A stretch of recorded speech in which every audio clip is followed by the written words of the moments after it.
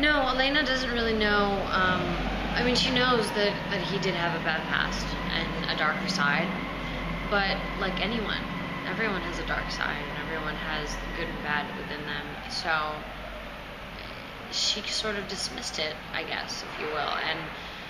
And now in episode 303, she starts to learn about his past and learn about what kind of person he was and his lifestyle choices. And I'm going to tell you now, they weren't good. Lifestyle choices. Sounds very bad. Not good. And it's kind of scary, but she's also sort of in denial, and she doesn't, as much as she hears it and finds out about it, she doesn't want to accept it. And it's like there's a wall. Like, some of it comes through, but she filters what she wants to hear and what she doesn't want to hear. This is actually my favorite set. This set takes a turn because this is actually the present day set of the Speakeasy. Swanky. Yeah, so we get to there's a flashback, but when we see this set, this is not as modernized. No. This is the modernized 2011 version of the Speakeasy. So after tons and tons of flashbacks to Stefan in 1864, we're going to see him in the 1920s now. Roaring 20s. Have a new swagger to him? Absolutely. Completely. 1860s Stefan and 1920s Stefan are completely different, because 1860s Stefan is much younger, you know. 1920s Stefan is mathematics 60 years older. So, you know, it's going to be interesting because he has 60 years of choices that he could have made, and he chooses to go to the Ripper side. So it's a much more sophisticated Ripper. We know much more debonair. Ooh, fancy. We know that he was the Ripper. We know that he massacred villages. Are there still more secrets from Stefan's past to be discovered here? For sure. I mean, I think that every episode that flashes back reveals something. And the 1920s episode is no different. I'm not going to reveal them right now to you, Karina. What? You know, I'm so close. Right, we're so close, but see that red blinking light?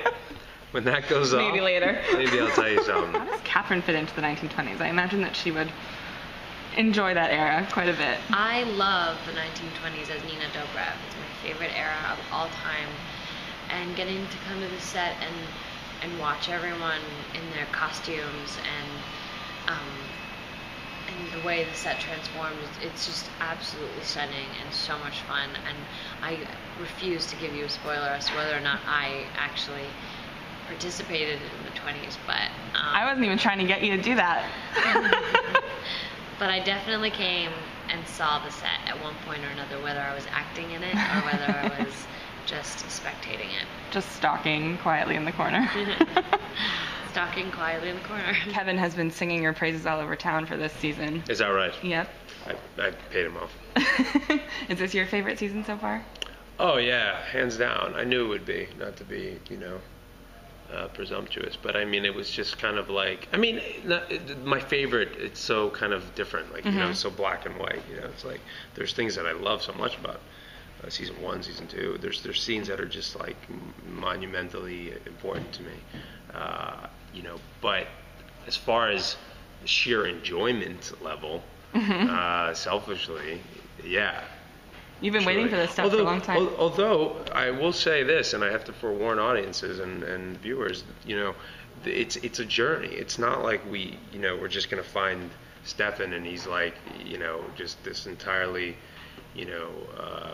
swanky, debonair, no remembrance of his losses, his old self. Like he's kind of fighting demons still. So there is, darkness enveloping him for a little bit.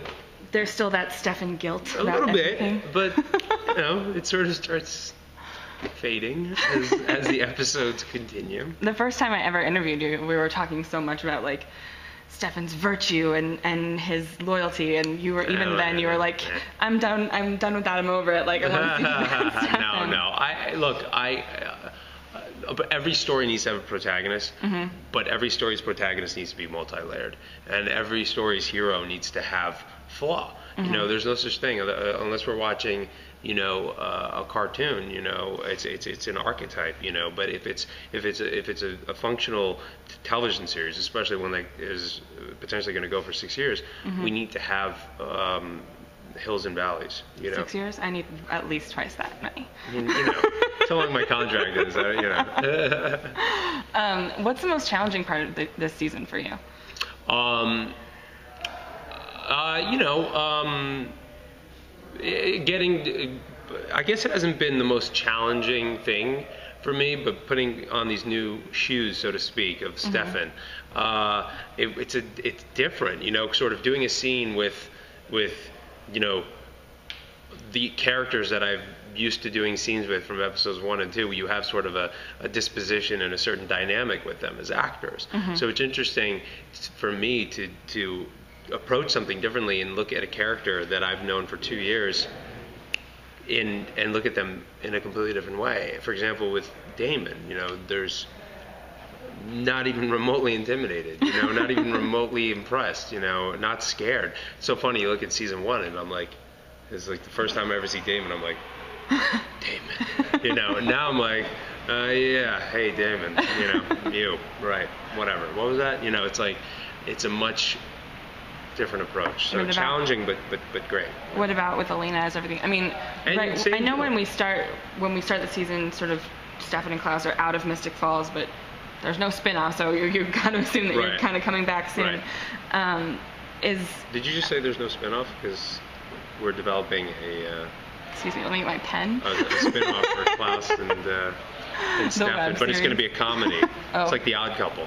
Klaus will be living in an apartment. Klaus, if you get blood on the couch again. Klaus is like, Stefan's the messy one. Klaus is like, pick up your, you know, use a coaster.